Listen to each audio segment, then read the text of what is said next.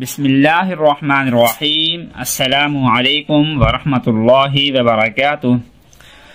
ناظرین، امید ہے کہ آپ سب لوگ خیر و عافیت سے ہوں گے، اور اللہ تبارک و تعالی سے دعا بھی یہی ہے کہ وہ ہم سب کو اپنے حفظ و امان میں رکھے، آمین۔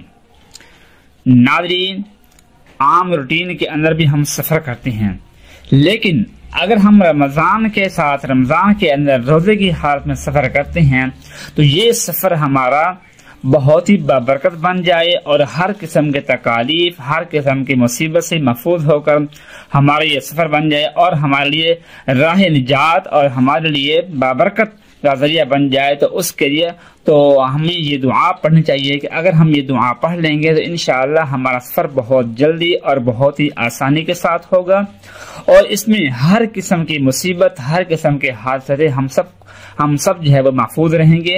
اور صرف یہی نہیں بلکہ اس دعا کے پڑھنے کے ساتھ ہماری نیکیوں کا اندر بھی اضافہ ہوگا، اور ہمارا سفر جو ہے وہ بابرکت گزرے گا، اور جتنا بھی سفر ہمارا گزرے گا ایک ایک لمحہ نیکی کی حالت میں گزرے گا انشاءاللہ۔ وہ دعا ہے کہ استودع اللہ دینک و امانتک و خواتیم عملک۔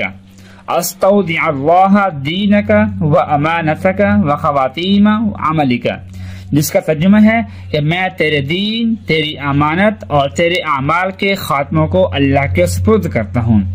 یہ دعا ہے۔ اس دعا اگر سفر کرنے سے پہلے ایک تو ہم دعا پڑھتے ہیں کہ سبحان الذی سخر لنا هذا وما كنا له مقرنین وانا الى ربنا لمنقلبون۔ یہ دعا تو ہم پڑھتے ہی ہیں، سفر کی دعا ہے، لیکن اس دعا کے پڑھنے کے برکات ہی کچھ اور ہیں کہ انسان کا جتنا بھی ٹائم سفر میں گزرے گا وہ سارے کا سارا ٹائم جو ہے وہ نیکیوں کی حالت میں گزرے گا انشاءاللہ۔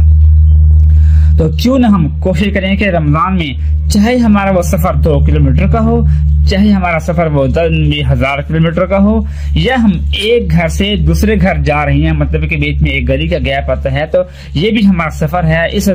تو اس دوران بھی اگر ہم اس کو پڑھ لیں گے تو بہت زیادہ فائدہ ہوگا انشاءاللہ۔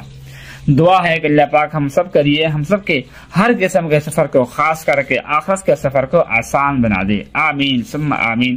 اپنا خیال رکھیے گا، اللہ حافظ۔